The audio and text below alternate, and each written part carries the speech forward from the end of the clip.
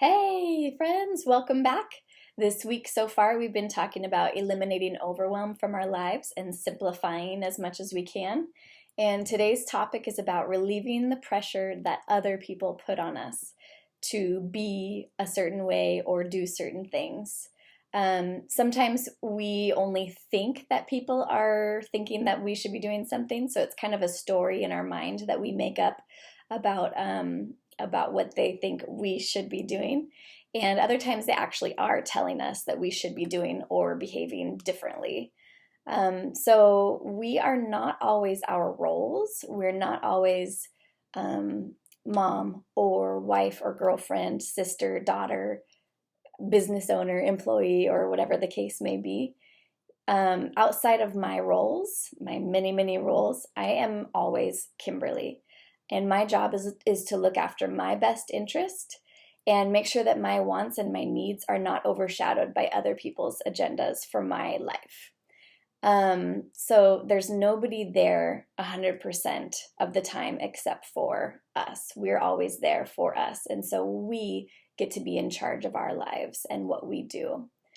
So if you're giving into this pressure that you feel from other people, whether they're actually putting the pressure on or if it's you putting the pressure on based on what you think they think, then it's time to look in the mirror, look really deeply into who you are and do you want to live other people's agendas or be able to set that for yourself? Do you want your mom or your dad's voice in your mind telling you that you're making bad decisions or that you should be making other choices?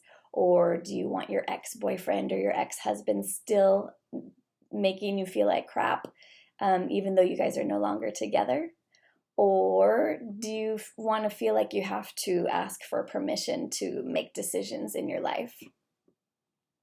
So if you are feeling like you don't want to be doing those things and you're ready to take charge of your own life, then it's important for you to set boundaries. So boundaries don't always have to mean that you're confronting somebody and telling them, here's my boundary, don't cross this line, right? We don't have to always do that. Sometimes we can do that. So one idea is that if you're constantly getting messages or texts from somebody that makes you feel anxious or bad, then you can block them. You don't need to have that in your life. And if you can't block them, then you could turn your phone on to do not disturb in the evening so that you are not interrupted when you're trying to relax and get some restful sleep. Or you can start to recognize if the voices that are in your head telling you to do certain things that are making you feel, this pressure or stress, recognize if that's actually somebody else's voice. Like maybe you heard your mom or dad telling you these things, and so now you replay those things in your mind. So once you recognize if that's actually coming from somebody else and not you, then you can begin to shut that voice down if it's not helping you. And then, like we already sort of talked about, you can have a conversation with this person if it's not a dangerous situation and tell them, this is not working for me. I can't do this, and so I'm going to be doing this moving forward, whatever that thing may be.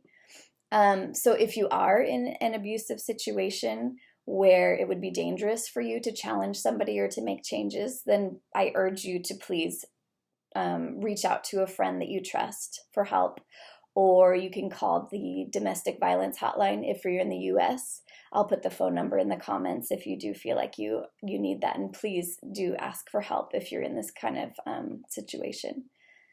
So, friend, after yesterday's tip of relieving this pressure from yourself that you are putting on, and then after your journey of working through setting these boundaries from other people's pressure that they are putting on you, you will likely begin to feel a lot more peaceful and a lot freer in your life. So if you have any wins in regard to any of these, then please comment or DM me. I'm always excited to hear of your guys' experience with this kind of stuff.